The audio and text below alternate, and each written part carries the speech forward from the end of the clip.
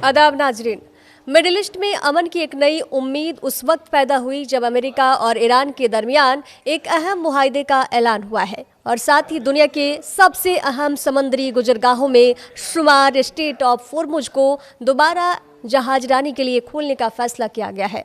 इससे दुनिया भर ने राहत की सांस तो ली है, लेकिन हकीकत यह है कि इलाके में मुकम्मल अमन अभी भी दूर नजर आ रहा है। मुआहदे का बुनियादी खाका क्या है?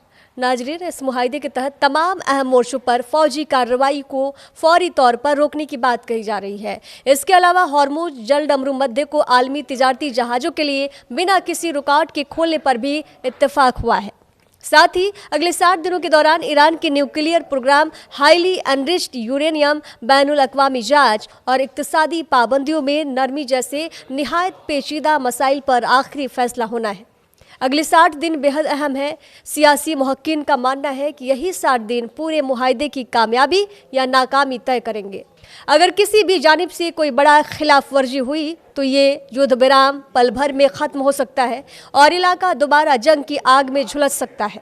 इजराइल क्यों बना हुआ है सबसे बड़ा फैक्टर? इस पूरे मामले में इजराइल सबसे अहम और पेचीदा किरदार बनकर सामने आया है।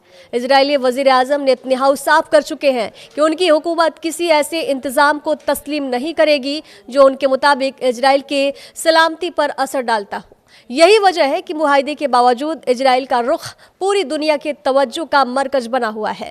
रिपोर्ट्स के मुताबिक दक्षिणी बेरूत पर इजरायली हमलों के बाद अमेरिकी सदर डोनाल्ड ट्रंप ने नाराजगी जाहिर की है और कहा है कि ऐसे कदम मुआहदे को नुकसान पहुंचा सकते हैं। वाशिंगटन की जानिब से ये भी पैगाम दिया गया है कि अगर किसी ने अमन की कोशिशों को पटरी से उतारने की जिद की तो उसके नतीजे संगीन हो सकते हैं।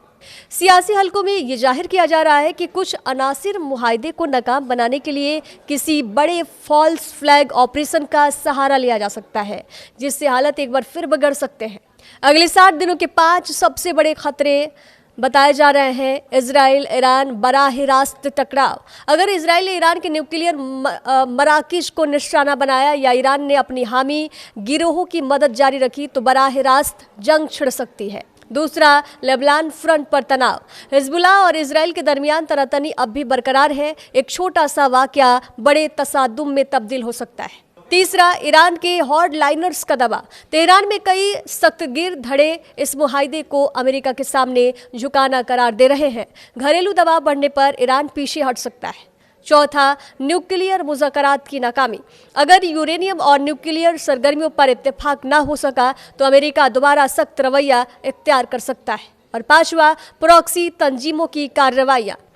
यमन के हूती और इराक सीरिया में मौजूद शिया मुसल्लह गिरोह की किसी भी वक्त हालत को बिगाड़ सकते हैं।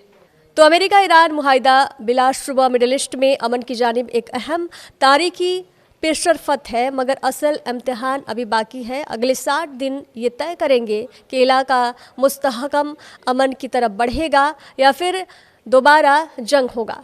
तो दुनिया की निगाहें अब स्विट्जरलैंड पर टिकी हुई है और उसके होने वाले वाक़यात पर भी टिकी हुई है।